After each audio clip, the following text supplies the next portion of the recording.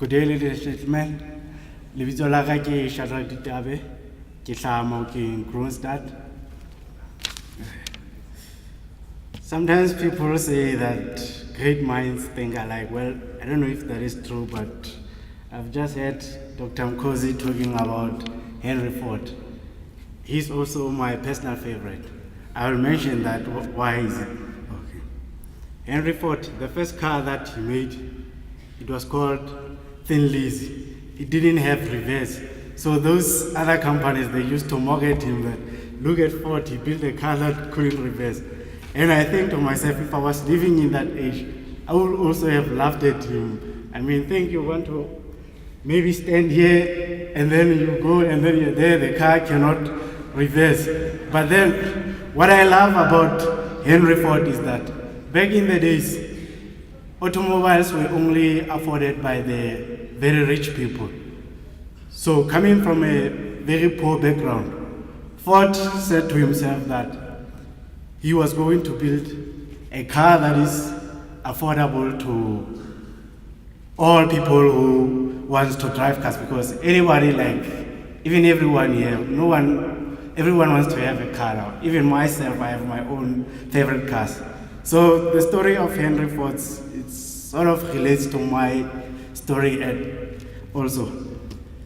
My speech is divided into three parts. I'm going to tell you where do we come from as Litabe Technologies, where we are right now, and where we are going with this company. But before I start, I want to say something. Innovation is the most lucrative endeavor known to man. What I mean by that is that generating an idea at zero cost and being able to transform it into a business model that can return millions or billions of rands, to me that is an infinitely high return on investment. So starting with my speech, where do we come from? How did the idea, how the idea was born? Okay. In 2011, I was working for Eskom under a consulting firm called Moeletsi Consulting Engineers as a master installer electrician. We were installing this load control switches. You know, in your houses, they've got that geyser control, which is sort of to balance the load shedding. But while I was working there in the Val area, in the Val triangle, I noticed that the problem is not the geyser. The problem is that people are stealing electricity. That is the real problem. So I told myself that someone must come with a solution. And I decided that to be that person to come with the solution for that. I had to take off some days from works, and then at some point I got fired, but then the site manager forgot something important, that the only person who masters troubleshooting network is Shadrack, so they had to reinstate my contract as well. So because I didn't have any money to take that idea into commercialization, what I did was that with the little that I was earning, and you just heard that I didn't complete my studies, so the only way that I could build a solution was to study how companies like your Apple, your Samsungs, how they do it. So I spent my money and bought an electricity meter and dismantled it. I mean, that's the best way to learn how to innovate. If you want to learn how this microphone works, you just have to dismantle it and have your friends who are engineers and scientists to come and draw specifications for you. So I developed specification, I built a proof of concept product, which I presented to Eskom in July 2011. They were impressed, they wanted to buy the whole thing once off. Can I just mention the figure? They were, okay. Eskom wanted to make an investment of about 1.5 billion just to buy it once off. So as you can see,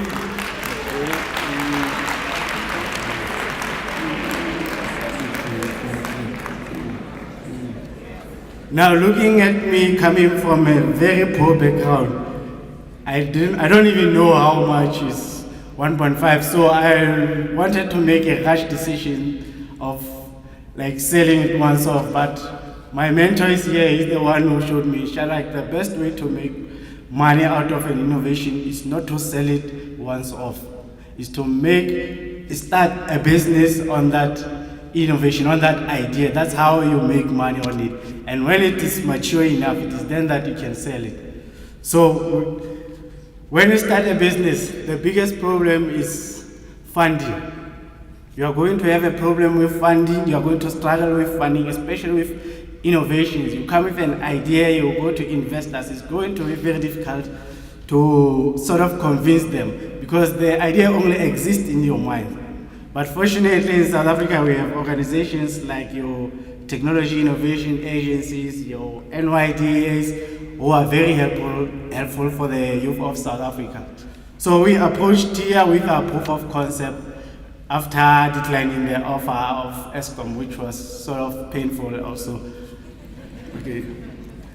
Then Technology Innovation Agency, they took our innovation from a proof of concept stage. A proof of concept stage is like sort of a working model. They've refined it and then they paid a technology station in electronics at Sony University of Technology for product development, to make a commercially viable or commercially ready product.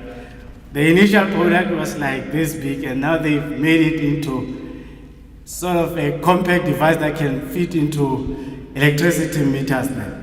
Okay.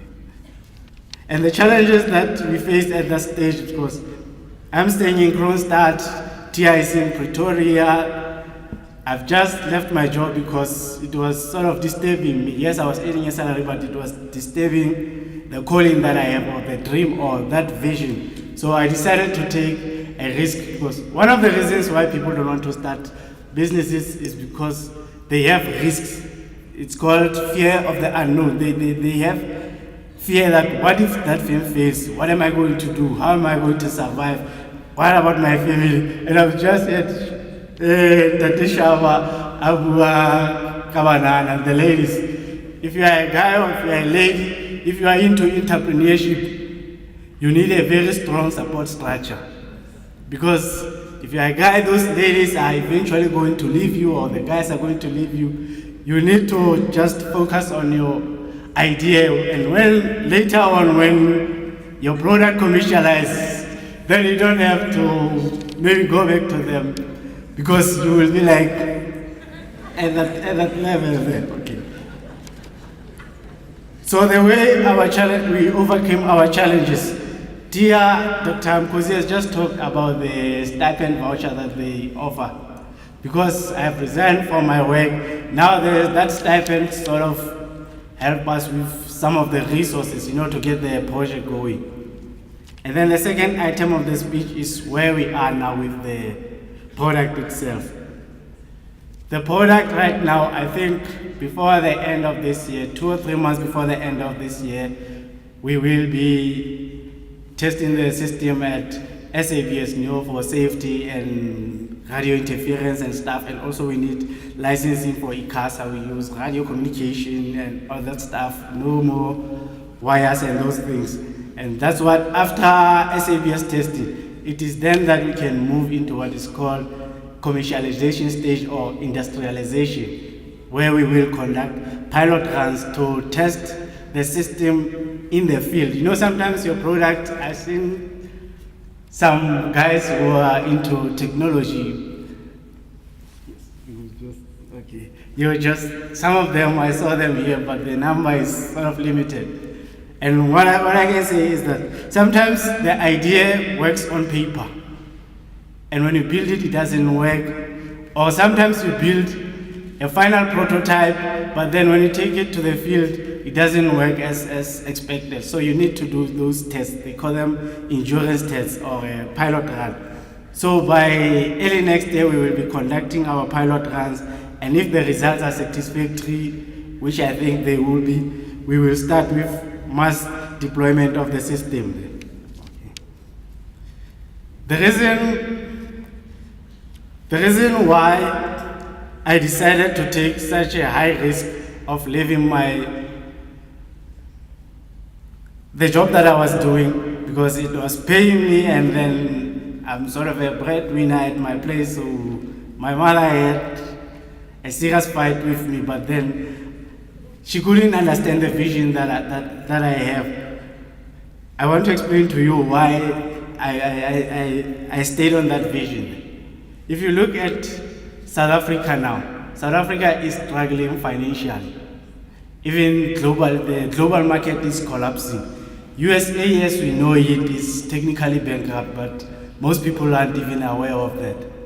So what I'm saying is that electricity theft or energy theft in South Africa, it costs the country more than 16 billion rand a year. So think about it, if you come up with just an idea and it doesn't even cost you money to come with that idea, there are sponsors, funders like your TIA or your NYDA to develop your product for you. It doesn't cost you anything, but then once you have made it, if you solve that problem sort of to reduce the illegal practice of electricity theft in South Africa, I think you can imagine how much, as an entrepreneur, how much are you going to make from that ideas? Okay.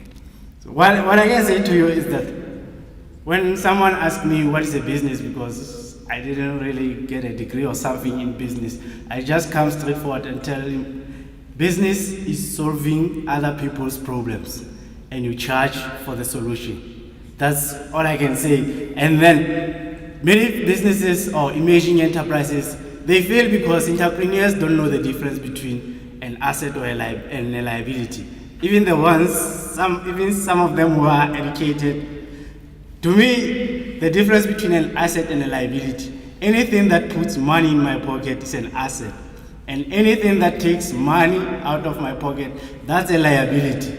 So say for example, I have a house or maybe on a home loan and it's taking money out of my pocket. I cannot say that that's an asset for me.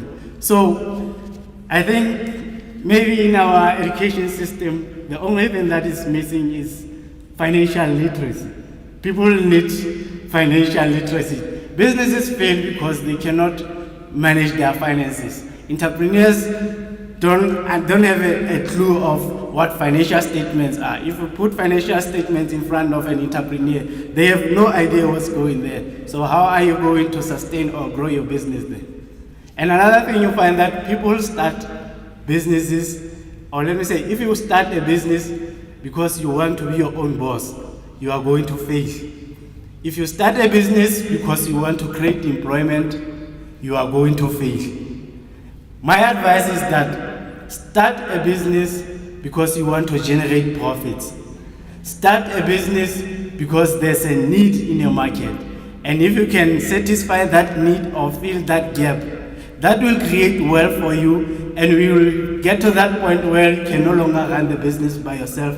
And that is where you can start employing people and giving them sustainable jobs. I think that is my advice for emerging entrepreneurs who are here today. I thank you for your time.